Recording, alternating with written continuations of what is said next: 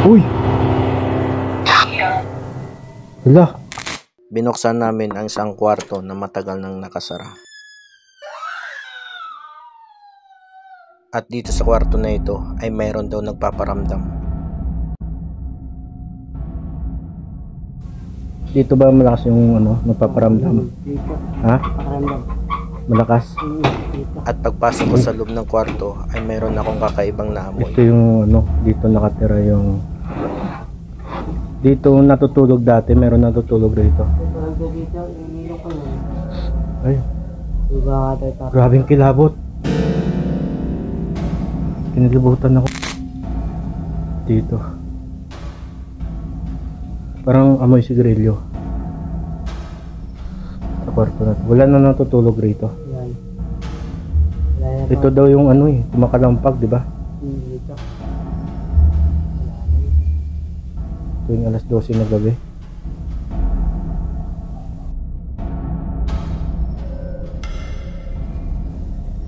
Para doon.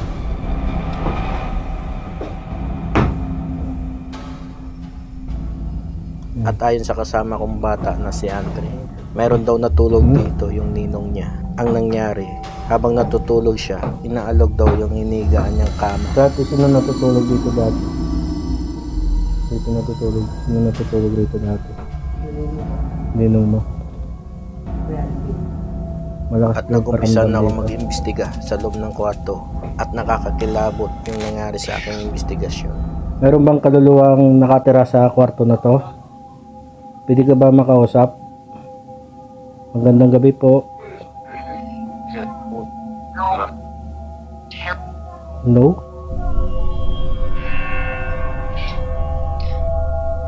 Ano pong pangalan nyo?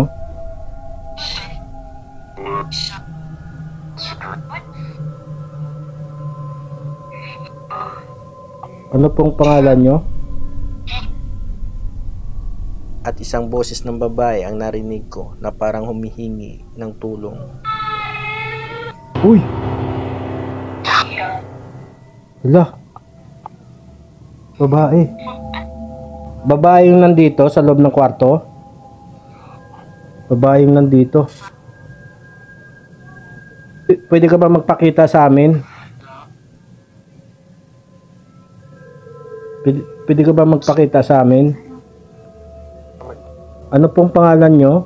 At sinabi niya yung pangalan niya sa akin. Ann. Si Ann. Ann daw ang pangalan niya. Yes daw, yes.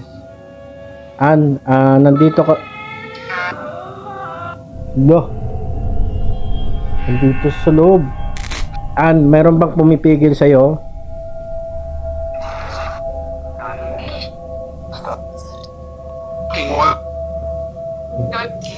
May kasamang lalaki. Hindi lang kaluluwa ni Ann ang nandito. Mayroon pa siyang kasamang isang kaluluwa ng lalaki. Ann, pwede ka ba makausap?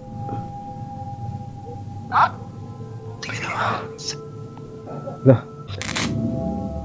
Ann, nasan ka? Pwede ka ba magpakita sa camera? Kahit isang beses lang.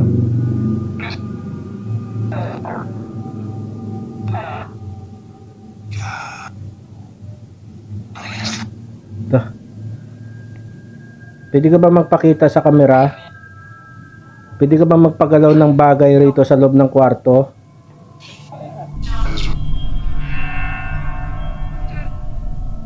Hindi. Ayaw nila magparamdam sa amin. Tutok mo yung Ann,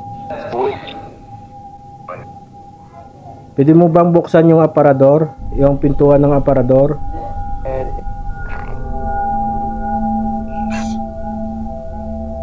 Yes. Pagalawin mo nga, kahit konti lang.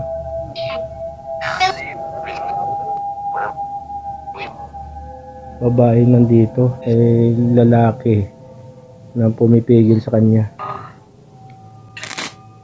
Ann, kahit isang beses lang magpagalaw ka ng isang bagay dito sa kwarto. Lah. No. Grabe.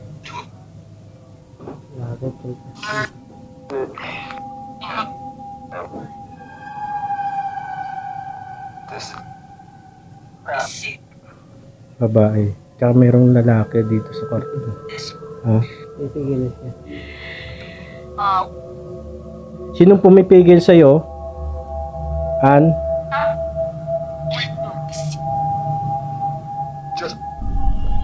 Gusto mo ba mag-alay kami ng dasal para sa'yo?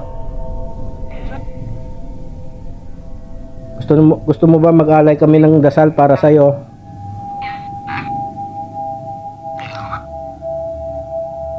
At kinausap ko sila kung ayaw nila magparamdam sa amin, lilisanin Ayaw. namin ang lugar na ito. Kung ayaw mo magparamdam o magpakita sa kamera, aalis na po kami. Lilisanin na namin tong lugar na At isang to. babaeng umiiyak ang sumagot. Uy, umiiyak siya. Magpapaalam na kami. At ito ang nakakilabot na nangyari. Bago kami umalis, mag-alay kami ng dasal para sa kaluluwa mo. Nagluloko. Hindi ko pinipindot yung start, ha. Stop ko. Dapat wala na maririnig na boses, eh. May pumapasok pa rin, Kaya yung ginawa ko, pinatay ko na yung microphonic na ginagamit ko. Delikado to. Delikado. Sige na, papatayin ko na to. Bago kami umalis sa lugar na ito, mag-alay muna kami ng dasal para sa inyo. Lalo na kay Ann. Anong ka ng mga kapangyarihan. At kung mayroon mga kaluluwa nandito, pahirapin niyo po sila, tulungan niyo siya makakit sa langit. At paglabas namin ng pinto, ito ang nakuna ng kamera ko. Tara, aalis na po kami. Maraming salamat sa pag-welcome sa amin.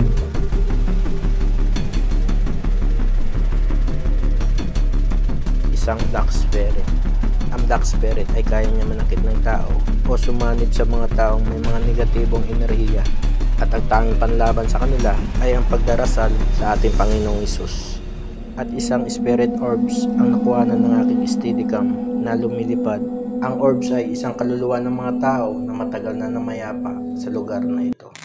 At maraming salamat sa mga nanood and see you my next adventure. At maraming salamat sa Manalastas family at sa iba pang kasama nila sa pag-welcome sa akin sa Templo Mansion.